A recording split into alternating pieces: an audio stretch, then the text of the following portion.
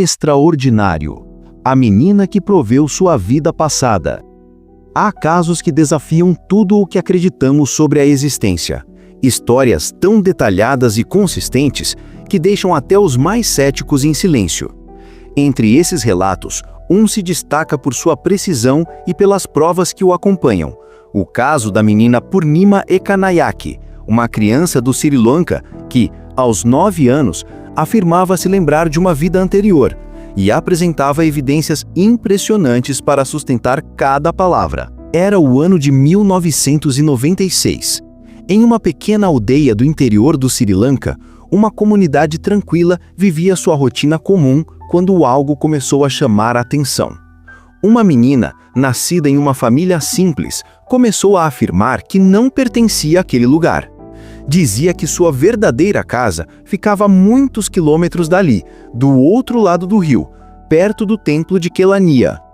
O mais intrigante era a forma como ela falava, com uma convicção que deixava os adultos atônitos. Eu fazia incensos, dizia ela. Vendia de bicicleta, até que um ônibus me atingiu. Essas palavras chegaram aos ouvidos do professor Erlendur, psicólogo e pesquisador da Universidade da Islândia, conhecido por investigar fenômenos paranormais com método científico. Ele viajou até a aldeia para conhecer o caso pessoalmente e o que encontrou ali o deixaria marcado pelo resto da vida. Purnima tinha 9 anos, idade em que, segundo pesquisadores, as lembranças de possíveis vidas anteriores costumam desaparecer. No entanto, ela mantinha memórias vívidas. Descrevia o processo de fabricação de incensos, citava nomes exatos de marcas que nem existiam naquela região e mencionava o nome de irmãos e amigos que jamais conhecera nesta vida. Tudo era tão detalhado, tão específico, que o professor percebeu que estava diante de algo fora do comum. Durante as entrevistas, a menina demonstrou conhecimentos técnicos que nenhuma criança da sua idade e de sua origem poderia ter. Ela se levantou e começou a mostrar com precisão como preparar incensos, explicando passo a passo, tipo de madeira, proporções, formas de secagem. A mãe observava, assustada, afirmando que nunca haviam trabalhado com aquilo. Mas o que mais impressionava eram as marcas de nascença. Purnima tinha 2 manchas extensas no lado esquerdo do peito, desde o nascimento. Ao ser questionada sobre elas, respondeu calmamente: "Foi aqui que o ônibus passou por cima de mim." Ninguém nunca havia falado sobre acidentes perto dela. E ainda assim, a explicação da menina era clara, direta e perturbadora. Intrigado, o professor Haraldsson decidiu investigar. Se fosse possível confirmar que existira um homem que fazia incensos, morrer em um acidente de ônibus e tinha irmãos com os mesmos nomes citados pela menina, estaria diante de uma das evidências mais fortes já registradas sobre reencarnação. Ele entrou em contato com um colega local, o professor Sumana Siruardena, que vivia próximo à região mencionada por Purnima, o templo de Kelaniya. Siruardena aceitou ajudá-lo e começou a buscar informações entre os moradores. Foi quando algo surpreendente aconteceu. As pessoas confirmaram que, anos antes, existira um homem chamado Jinadasa, que produzia incensos artesanais e havia morrido após ser atingido por um ônibus. O coração do professor disparou.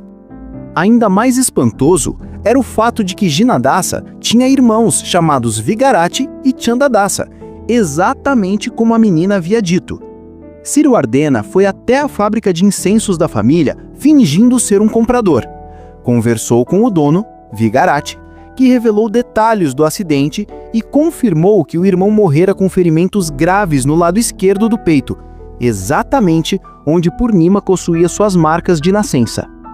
Cada detalhe relatado pela menina se encaixava: os nomes, o local, o produto fabricado, o tipo de acidente. Tudo. Era impossível ignorar tamanha coincidência. Dias depois, o professor Haraldsson organizou um encontro entre Purnima e a família de Jinadasa. Seria o teste definitivo. Quando a menina viu Vigarati, correu em sua direção e chamou-o de irmão. Os presentes ficaram em choque. O homem, emocionado, respondeu com lágrimas nos olhos. Logo em seguida, ela reconheceu Chandadasa, o outro irmão, e apontou suas marcas dizendo: "Foi aqui que o ônibus me atingiu." As palavras dela correspondiam exatamente ao relato dos ferimentos do falecido, mas as provas não pararam aí. Purnima reconheceu também os dois amigos mais próximos de Jinadasa, chamados Somaratni e Podisiri. Ela os chamou pelos nomes e começou a lembrar de histórias, brincadeiras e piadas internas que só eles conheciam. Os homens ficaram pálidos. Não havia como uma criança desconhecida ter acesso àquelas memórias privadas. O professor Haroldson documentou cada instante, registrando mais de 17 informações específicas fornecidas pela menina. Dessas, 14 foram comprovadas como verdadeiras após a investigação. Ela sabia nomes de pessoas, detalhes da profissão, marcas comerciais e até o tipo exato de incenso que Jinadasa fabricava.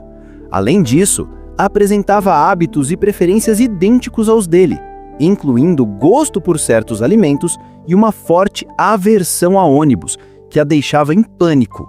Purnima gritava sempre que via um veículo grande, como se revivesse o momento de sua morte anterior.